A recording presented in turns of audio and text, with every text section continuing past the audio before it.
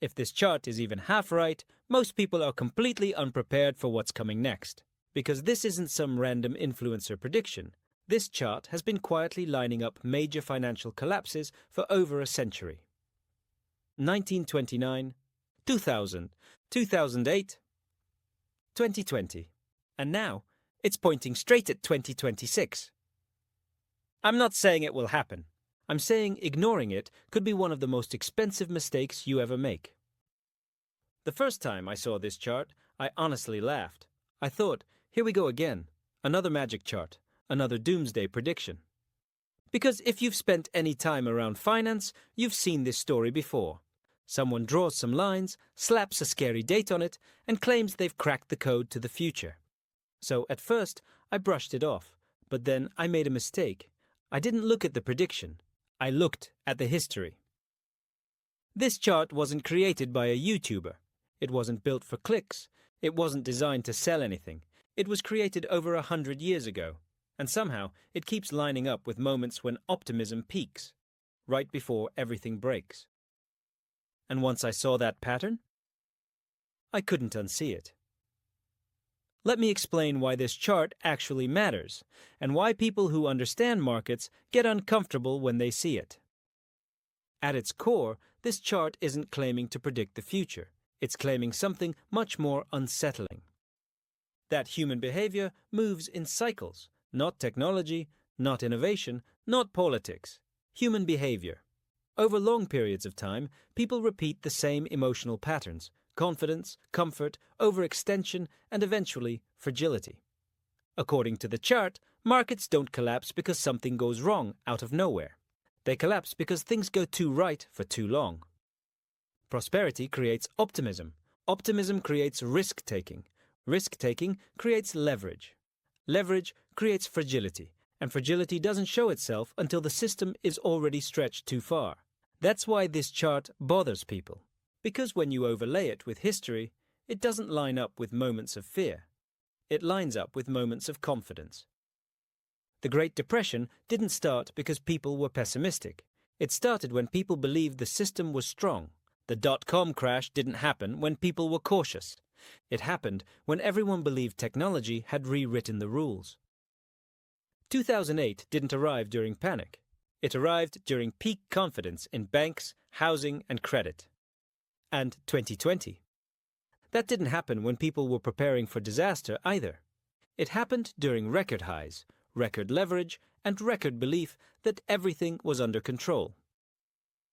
That's the pattern. The most dangerous financial moments in history are not when people are scared. They're when people feel safe. Now, here's where this chart gets uncomfortable in the present day. According to the cycle, we appear to be in another late-stage optimism phase. Risk is normalized. Debt is casual. Speculation is justified. People assume systems will always be supported. Jobs feel stable. Markets feel resilient. Governments feel capable. And once again, the chart points toward a major inflection window around 2026. Now listen carefully, because this is where people misunderstand what this means. This does not mean a crash is guaranteed. Anyone claiming certainty is lying to you. What it does mean is that the environment may change. And the real danger isn't the chart being right. It's people being completely unprepared if it is. Because normal people are the most exposed. Not institutions, not hedge funds, not insiders with liquidity and flexibility. Normal people. People whose entire financial lives are built on assumptions like, my job is secure.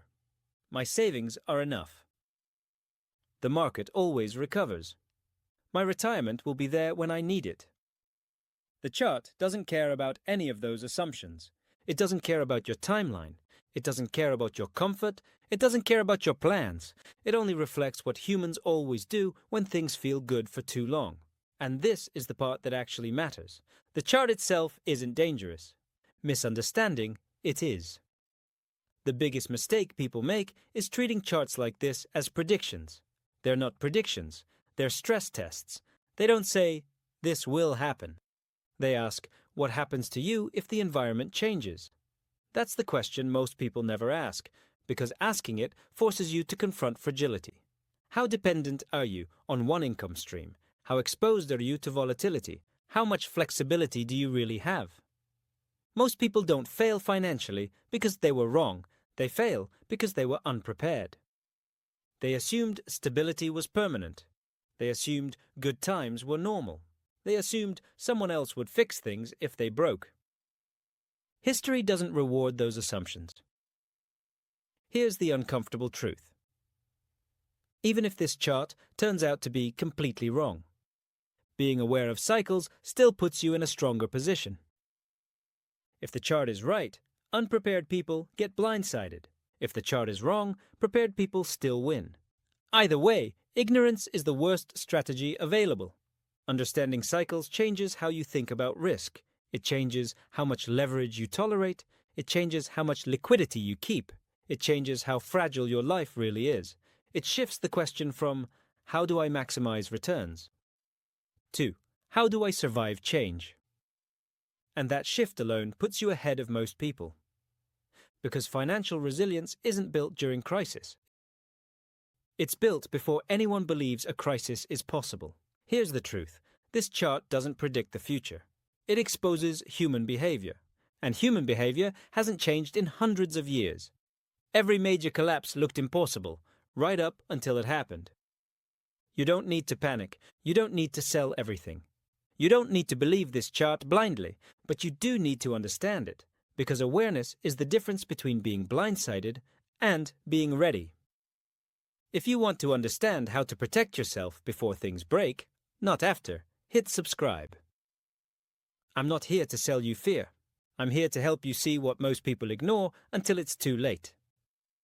And if you want to understand what actually works when systems stop working, watch the next video. It explains why chasing side hustles during good times nearly ruined me, and what finally set me free.